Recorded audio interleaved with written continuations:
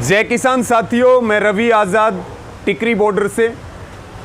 कल से हरियाणा के उप मुख्यमंत्री के कुछ बयान चल रहे हैं जो सीधे तौर पर उनकी मानसिकता को दिखाता है, और हम दुष्यंत चौटाला जी को ये बात कहना चाहते हैं कि जो चौधरी देवीलाल जी का संघर्ष था, विरासत थी, दुष्यंत चौटाला जी ने उनके संघर्ष को और उनकी विरासत को पूरी तरह से दागदार और कलंकित करने का काम किया है।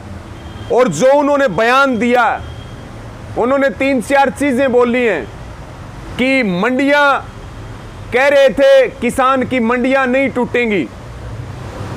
देखिए, मंडियां नहीं टूटी हैं, लेकिन हम दुष्यंत चौटाला जी को एक बात कहना चाहते हैं कि कैथल जिले सहित हरियाणा के 4 जिलों में गेहूं की खरीद में मंडियों को खत्म कर दिया गया और अडानी के साइलोज को शुरू कर दिया गया।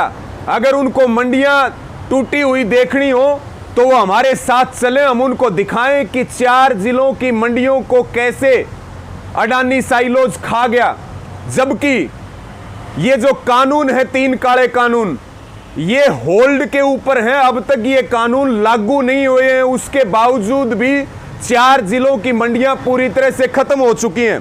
दूसरी बात, उन्होंने कहा कि अब ये आंदोलन किसानों का नहीं बचा, ये चुनाव लड़ने वालों का आंदोलन है।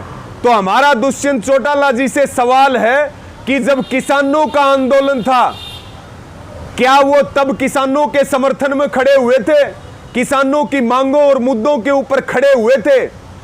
और चुनाव की जो बात आती है, आप उप मुख्यमंत्री बने हो, क्या झुनझुना बजा करके उप मुख्यमंत्री बने हो? चुनाव लड़के ही तो मुख्यमंत्री बने होगे।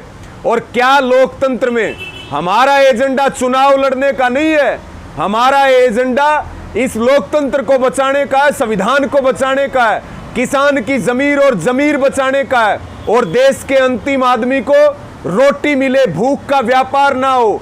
लेकिन आपसे हमारा यह सवाल है, क्या चुनाव लड़ना हमारा मौलिक अधिकार नहीं है?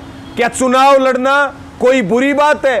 तीसरी जो बात आपने मुख्य तौर पर कही कि हम जो है ये आंदोलन, अब राजनीति वालों का जो बार बार उन्होंने जिक्र किया, हमारा दुष्यंत चौटाला जी को ये निवेदन है कि वो खुद सिरसा जिले के चौटाला गांव से आते हैं, उसके बाद उनका खुद का विधानसभा जींद के उचाना में है।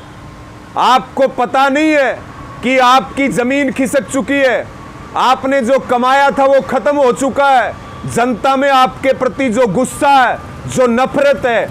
और हमारा आपको चैलेंज है कि आप अपने खुद के चौटाला गांव में कोई कार्यक्रम करके दिखा दो, उचाना विधानसभा के किसी गांव में घुस के दिखा दो, आपको आपके ही विधानसभा के लोग जो वो गांव में नहीं घुसने देंगे। और ये भी हमारा चैलेंज है, आप इस्तीफा दे करके आइए, हरियाणा में कहीं से भी चुनाव लड़िए। उप मुख्यमंत्री तो बनना बहुत दूर की बात है, पार्टी के अन्य उम्मीदवारों को जिताना बहुत बड़ी बात है। आपकी अगर जमानत जब्त नहीं करे जनता, तो फिर आपका जूता और हमारा सिर, ये भी इस आंदोलन का ऐलान है। एक बात आपने और कही है कि मैं भी किसान हूं। दुष्यंत चौटाला जी, ना आप पहनावे से किसान हैं, ना आप बोल से किसान हैं, ना आपका कार्य किसानों जैसा है। ये बरगलाना बंद कीजिए। आपने हमारे ऊपर चुनाव लड़ने का आरोप लगाया है, नेताओं के ऊपर चुनाव लड़ने का आरोप लगाया है। जो हमारे 400 किसान शहीद हुए हैं, मजदूर शहीद हुए हैं, क्या वो चुनाव लड़ने के लिए उनकी शहादत हुई थी? इसलिए आपको सीधी चेतावनी है, आपका भविष्य खत्म हो चुका। आपने अपने पैरों पर खुद कुल्हाड़ी मारने का काम किया। अब जो है अपना चुपचाप जितना टाइम है काट लो। अगर ये टीवी पर बैठ करके ये बयानबाजियां इस प्रकार की तो फिर जो है पहले ही जनता में आपके प्रति बहुत गुस्सा है। हमारे जड़े हुए के ऊपर नमक और मिर्च छिड़कने की हिम्मत ना करें। और आपके पुरखों ने अगर कोई गलत काम किया तो आज उनका हसर देखिए। और आप जिस तरह का काम कर रहे हैं, आपको जो है विधायक बनना दूर की बात, आप भविष्य में पंच भी नहीं बन सकते, सरपंच भी नहीं बन सकते। निश्चित तौर पर आंदोलन चलेगा, निश्चित तौर पर आंदोलन की जीत होगी और आपकी राजनीतिक हत्या आपने स्वयं की है और आप कानूनी कार्रवाई करने की धमकी दे रहे हैं बार बार। आप कह रहे हैं जो विरोध करेगा हम कानूनी कार्रवाई करेंगे।